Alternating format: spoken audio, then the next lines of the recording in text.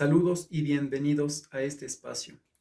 En esta oportunidad que Dios nos ha dado, vamos a compartir el tema concerniente a los primeros libros de la Santa Biblia, el Pentateuco. Para empezar, vamos a ponernos en la presencia del Todopoderoso, en el nombre del Padre, del Hijo y del Espíritu Santo. Amén. Infinitas gracias y alabanza, Señor Todopoderoso, por la vida, por esta nueva oportunidad para compartir tus enseñanzas. Guíanos, ilumínanos, ayúdanos a tomar siempre las mejores decisiones en la vida, encaminados bajo la guía de tu santa palabra. Bendice todo lo que se hará a lo largo de estos minutos e imploramos tu compañía en el nombre del Padre, del Hijo y del Espíritu Santo. Amén. El Pentateuco, como su nombre lo indica, penta hace alusión al número 5. 5 libros: Génesis, Éxodo, Levítico, Números, Deuteronomio. Esos 5 libros de la Santa Biblia tienen elementos fundamentales dentro de la historia de la salvación. Para empezar, el origen de todo, eso lo encontramos en el libro del Génesis, el cual tiene como finalidad mostrar la realidad de todo, es decir, venimos de Dios y volveremos a Dios. El origen está en Dios, en nada más. De ahí, cómo surgieron las cosas, en qué orden, la cronología, eso es lo de menos. El asunto aquí es saber, reconocer que venimos de Dios. Ahora bien, en el origen de todo hay asimismo un punto de la historia en el cual surge el pueblo escogido por Dios, el pueblo de Israel. Y todo surge a partir de que, luego del diluvio universal, luego de la Torre de Babel, obviamente conforme pasaron los años, los siglos, se establecieron ya nuevos pueblos. Un pueblo, Ur de Caldea, fue el lugar del cual salió un hombre llamado por Dios, cuyo nombre es Abraham, que después pasó a llamarse Abraham, con doble A. Dios le cambió ese nombre, haciendo alusión a que él será el padre de una gran nación. Abraham, en su determinado momento, muchos de nosotros hemos escuchado su historia, él no tuvo hijos sino hasta cuando ya fue muy anciano.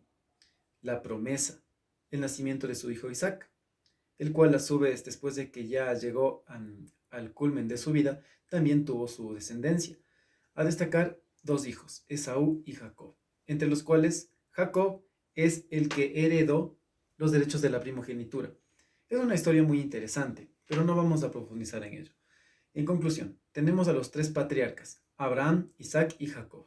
Esos son los 3 patriarcas, origen del pueblo de Israel. Dicho eso, más adelante se dan otros acontecimientos. Jacob ya estaba de edad avanzada y tuvo obviamente su familia. En total tuvo 12 hijos, entre los cuales José, el penúltimo de todos, era muy amado por su padre Jacob. Y como muchos de nosotros hemos escuchado o visto hasta en películas, animaciones, etc., el relato de la vida de José en Egipto. Resulta que sus hermanos tenían mucha envidia de José y deciden deshacerse de él.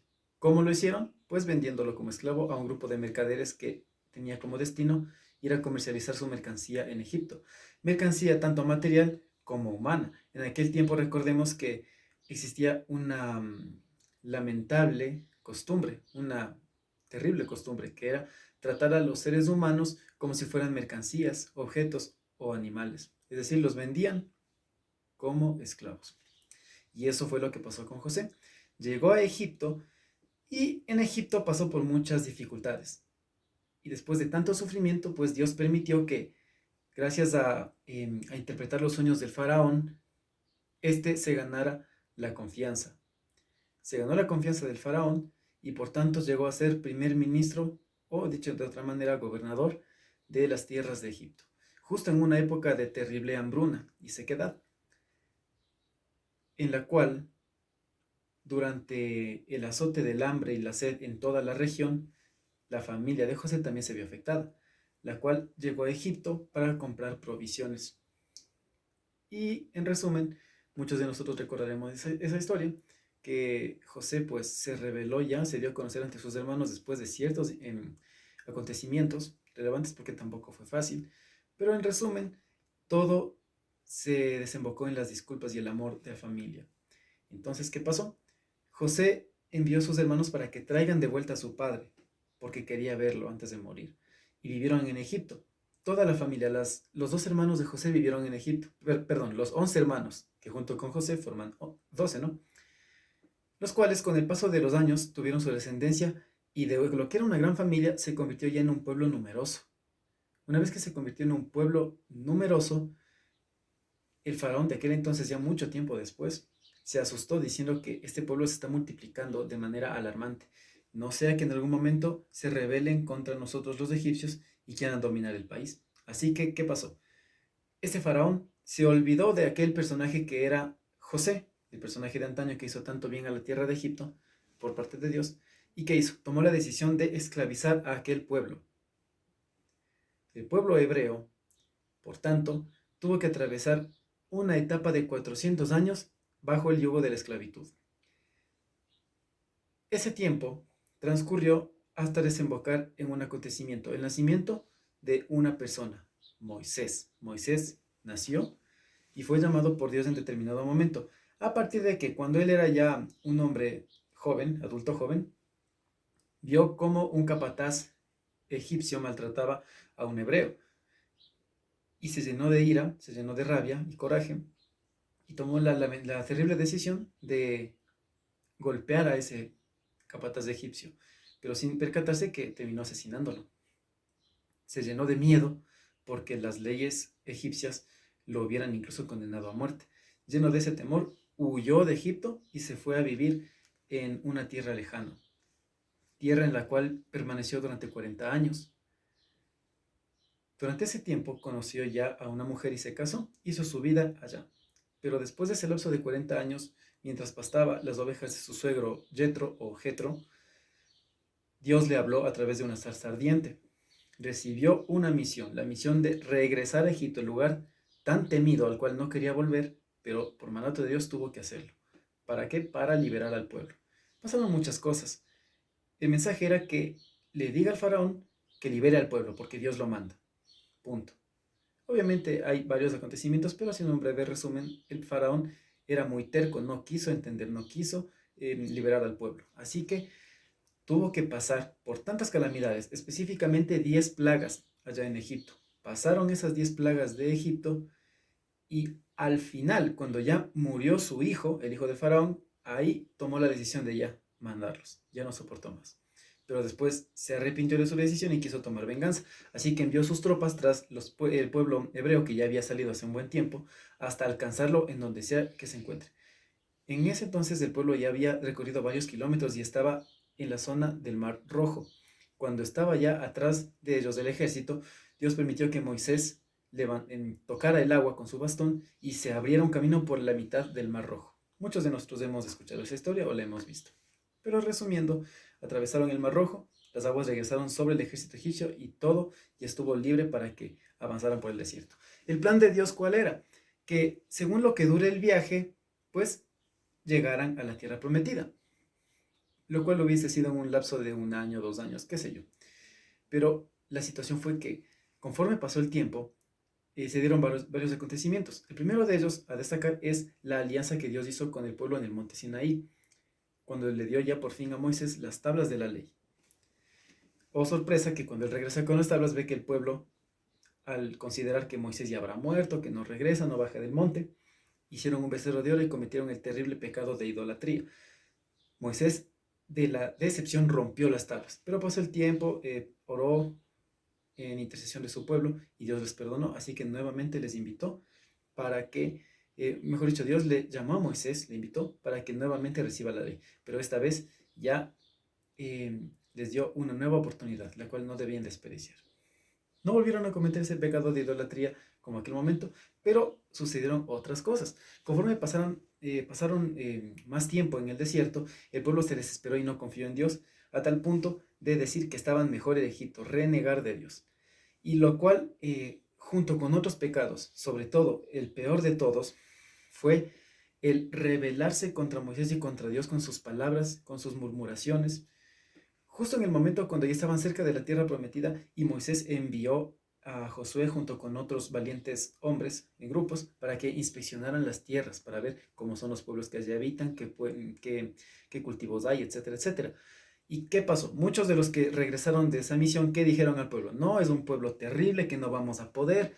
Empezaron a sembrar la discordia y la duda en el pueblo, a tal punto que ellos empujaron su corazón a dudar de Dios, y no solo a dudar de Él, sino a echarle en cara, a reclamarle a Dios, a renegar de Él. ¿Y la sanción cuál fue? No porque Dios castiga, sino más no, sino porque ellos se buscaron eso. Tantas veces Dios les perdonó y seguían igual de tercos como muchos de nosotros, lamentablemente, con el pecado. Así que, ¿qué pasó? Hace unos momentos yo mencioné que el plan de Dios era que lo que dure el viaje, ese sea el tiempo de permanecer en el desierto. Pero eso se cambió por ese pecado de dudar de Dios y echarle en cara, reclamar a Dios. Y nosotros que somos solamente hechura suya, ¿quiénes somos para reclamar a Dios? Pues bien, la sanción ¿cuál fue? Que la generación que pecó no tendría que entrar a la tierra prometida. Ellos no entrarán, sino quienes, sus hijos. Así que tuvieron que permanecer 40 años en el desierto hasta que termine la vida de esa generación, y así los hijos de esa generación pasarán a tomar parte y posesión de esa tierra. Una vez que llegaron ya a la tierra prometida, Josué, un hombre firme, fue el sucesor de Moisés. En resumen, hasta ahora hemos visto un breve resumen, un breve compendio de lo que habla el Pentateuco. Hay varios libros del Pentateuco que son, mejor dicho, que tienen características específicas y particulares. Pero bueno, antes de eso, todo esto en el ámbito histórico termina cuando Moisés sube a la cumbre de un monte y Dios le permite con sus propios ojos ver la tierra prometida, que por tantos años anheló contemplar. Y así fue como Moisés murió ahí. Ahora, para que no haya dudas, aunque les invito a que lean la Biblia y se enteren por ustedes mismos la historia, les he dado un pequeño resumen o adelanto. Resulta que Moisés no entró en la tierra prometida no porque sí, sino porque en cierto momento Moisés recibió una orden de Dios para hacer un prodigio en el pueblo. Pero lamentablemente Moisés no le dio la gloria a Dios, se dejó llevar por el ego en ese momento. Y eso fue consecuencia de que Dios dictara una sentencia, tanto a Moisés como a Aarón, a su hermano, que eran los líderes, ¿no? Pero principalmente a Moisés. ¿Qué les dijo Dios? Ustedes por haber cometido ese pecado, por no haberme dado la gloria a mí, o sea, a Dios, no entrarán en la tierra prometida. Pero a pesar de eso, bueno, Dios le concedió a Moisés que antes de morir viera con sus propios ojos, desde un monte alto, las llanuras, los valles, la extensión que tenía que poseer el pueblo, la gran promesa esperada por años y años. Para ir terminando, entonces vamos a resumir. Génesis, Éxodo, Levítico, Deuteronomio, Números. Esos libros contienen todo lo que les he resumido hasta este momento. Pero vamos a destacar varios puntos, ya para ir concluyendo. Los libros del Pentateuco, para tomar a consideración en este momento, son los siguientes. Primero tenemos el libro de Levítico. El libro de Levítico, como su nombre lo indica, Leví, la tribu de Leví, hace alusión en su contenido a cómo debe ser el rito ceremonial del culto a Dios. Porque recordemos que la tribu de Leví era la encargada de ejercer el culto divino.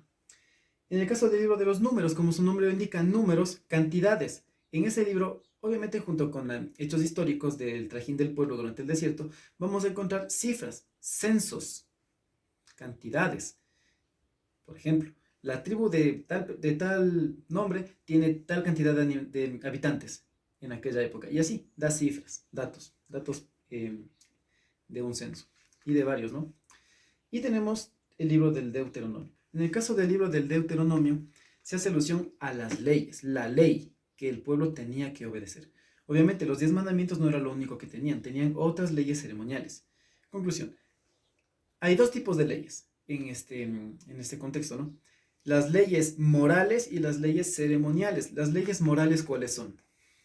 Pues los 10 mandamientos.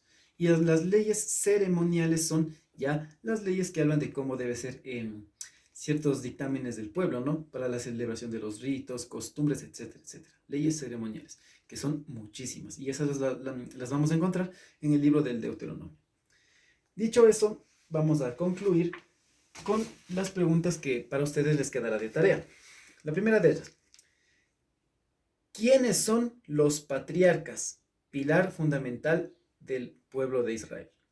Segunda pregunta: ¿cómo llegó a Egipto el pueblo de Israel? 3. ¿Cuáles son los libros del Pentateuco? Tienen que anotarlos. 4. ¿En qué libro del Pentateuco se habla de el culto divino y por qué? 5. ¿Qué libro del Pentateuco contiene las leyes del pueblo? Bien, esas son las 5 preguntitas. Antes de concluir, hago una pequeña aclaración o complemento en el caso de la pregunta número 4. El culto divino, sinónimo de las oblaciones, los sacrificios, obviamente costumbres del Antiguo Testamento. Cuidado, no vayan a confundir con lo que ahora hacen los hermanos separados. Culto les llaman a su reunión y nada más, que eso ya no es lo idóneo. Lo idóneo ahora es la Santa Eucaristía. Cuando digo culto no me refiero a alusión a los hermanos separados, sino me refiero a la palabra culto en el contexto del Antiguo Testamento, ¿sí? Cómo era el culto, el homenaje que el pueblo daba a Dios. Bien, una vez aclarado eso y concluido el tema de hoy, me despido deseándoles muchas bendiciones de Dios. Y vamos a culminar con una oración en el nombre del Padre, del Hijo y del Espíritu Santo. Amén. Bendito Señor Todopoderoso, te damos las gracias por estos minutos que nos has regalado. Bendice nuestras vidas, nuestras decisiones y acompáñanos para que te tengamos siempre presente en todo lo que pensemos, digamos y hagamos. Bendito sea tu santo nombre. Gloria al Padre, al Hijo y al Espíritu Santo, como era en el principio, ahora y siempre, por los siglos de los siglos. Amén. Muchas bendiciones de Dios y éxitos en su vida. En el nombre del Padre, del Hijo y del Espíritu Santo. Amén.